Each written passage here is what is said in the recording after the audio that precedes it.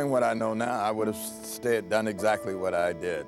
What he did was take a stand for hundreds of thousands of other black children who wanted a chance to get the same education as everyone else. In the face of the type of intense racism that dominated the mid-20th century, 9 African-American students marched into a previously all-white high school in Little Rock, Arkansas. There were 9 of us with 9 stories, none greater or lesser than the other, but all different. Decades later, the importance of what the so-called Little Rock Nine accomplished September 25th, 1957, has not been lost. Had no idea that there was a major difference in the way people were treated in the South as opposed to the North. Since Little Rock built separate high schools for whites and blacks in the 1920s, separate is all the people of Arkansas knew. It was separate but equal. That's what I grew up with. It was always separate, but it was never equal. But after the 1954 landmark Supreme Court ruling in Brown versus Board of Education, schools nationwide needed to start planning for integration. I had really expected to go to my neighborhood school in September of '54, but that didn't happen. So once I did have that opportunity to go to Little Rock Central High School, I grabbed that opportunity. In the summer of 1957, the Arkansas NAACP chapter groomed 9 African-American students to begin the resistant path of desegregating Little Rock's high schools. Let them go to their own school. They got just as many schools as we do. I would like to go to integrated school, period. Gloria Ray, Terrence Roberts, Melba Patillo, Elizabeth Eckford, Ernest Green, Minnie Jean Brown, Jefferson Thomas, Carlotta Walls, and Thelma Mothershed arrived for the first day of school to a defiant governor that kept them out, triggering a series of events that would make the Little Rock Nine accomplishments even more inspiring. The white population are determined to prevent colored students from going to the school their own children attend. Whites in town filled the streets, fighting with police to protest against the federally mandated integration guaranteed by Brown.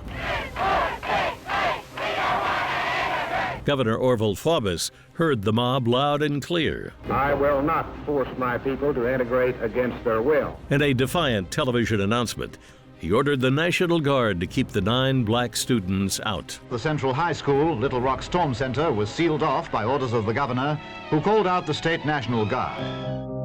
On September 4th, 1957, Elizabeth Eckford arrived for the first day of class after the other 8. Her stoic walk through the angry and shouting mob produced images that showed the rest of the country what other Americans were willing to do to defend a blatantly racist policy. The famous picture of Elizabeth with the mob behind her. 8 of us were at one end of the school. You knew this was going to be something quite different than what we anticipated. What I saw on television that evening was, appalling. And I understand just from that day what that could do to your psyche, and it was very difficult on her. Tensions spiked that day among more than 1,000 white protesters outside the school. Nearly as fast as they arrived, police escorted the Little Rock Nine back out that day in order to keep them safe.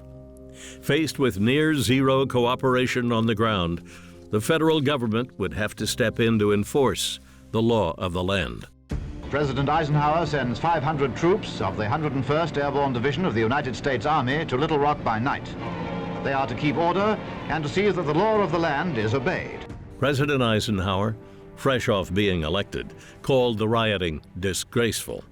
He signed an executive order federalizing the Arkansas National Guard and ordered the Army to make sure the students were allowed to attend class. I was a 17-year-old kid, fresh from high school, in a uniform, carrying a weapon, enforcing integration. On September 25th, 1957, 9 black students, simply looking for an education, attended their first day of class with armed soldiers at their backs. All you saw was tension. We had roadblocks set up, prepared for violence, and violence did occur. Everybody had that M1 with a bayonet fixed, but none of those soldiers within the school had ammunition. But walking through the doors of Central High School was only the beginning of their struggles. I saw this as my moment to try to change something around me. Are you going to go to school here at Central High? Once enrolled, white students berated the 9 students, anything to make their stay at Central as uncomfortable as possible. If they get chased around them halls like it was Monday, they're smart, they ought to stay away. Who's that? They're colored folks. All of the harassment and the constant stream of cursing, glass being broken on the floor. It was an attempt at a reign of terror. It was bad, you know, in the classroom. They put pins and tacks in your seats and glue, you know, everything like that. All the pranks that teenagers do, they throwing objects, projectiles at the, tripping you at the top of the steps, you know, to make you fall down. I had one person who walked on my heels religiously every day, and till they would bleed. I couldn't retaliate, I knew that, but if she was going to walk on the back of my heels, she was going to work for it. So I walked fast, and I was a pretty fast walker. 8 of the 9 finished out the year, with senior Ernest Green becoming the first African-American graduate at Central. Your name is Green, isn't it? But the fight did not end there. Governor Faubus closed all high schools for all of 1958 to try and force the government into allowing them to return to segregation. Parents were sending their kids to extended family members, going to these country schools outside of Little Rock, going to the high school over in North Little Rock, which was a different school system, going into the Army or Navy, just quitting altogether. It would seem to me that neither the school board of Little Rock, nor the governor of Arkansas, nor anyone else can find any legitimate excuse for saying they don't understand what the law is. It's crystal clear now, and any action on the part of any official in Arkansas or any private individual to oppose desegregation of the schools of Little Rock is deliberately calculated violation of the law that is now clear. The remaining Little Rock 9 finished their diplomas elsewhere, but what they accomplished during the fall of 1957 left behind an important civil rights legacy. I didn't really care for all of the attention that was being given to us. All I really wanted to do was to go to school and go to the best high school possible. More than half a century later, their actions remain some of the most important of the civil rights movement and prove those who fight for equality usually end up on the right side of history. For surely it was here at Central High that we took another giant step closer to the idea of America.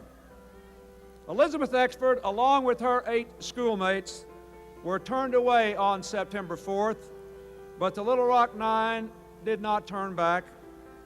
40 years ago today, they climbed these steps, passed through this door, and moved our nation, and for that we must all thank them.